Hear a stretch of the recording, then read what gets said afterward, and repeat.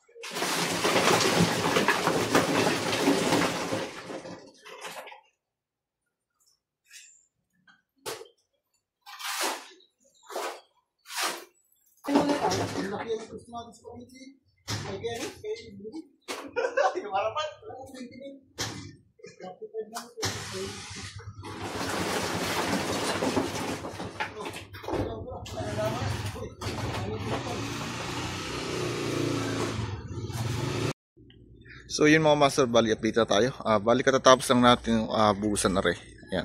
So yung poste natin sa mismo pinakang main gate natin. So bali may poste pa tayo rito. So ito na yung mismo entrance natin. Bali ang sukat nito mga mas is 120 cm. So sa pinakang main gate natin. Then kanina isa binuo ko na are yung poste natin sa kanto. So dinugtungan ko ulit siya ng bakal. So sakto na yan, by tomorrow isa ito naman po yung bubuhusan natin. At saka ito. Then nasa likod. So, ikot tayo.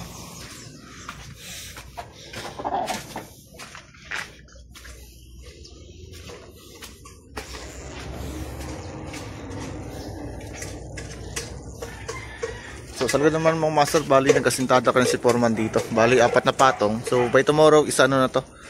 Header na tayo rito. So, papatungan na yan ng bali po formanan para sa ating biga. Biga pala, so bubusan na natin. Then after nun, so patong ulit tayo ng dalawa. Tapos kalate, parang sa perwall natin. Then diretso bubong na tayo. Uy, so yun lang muna.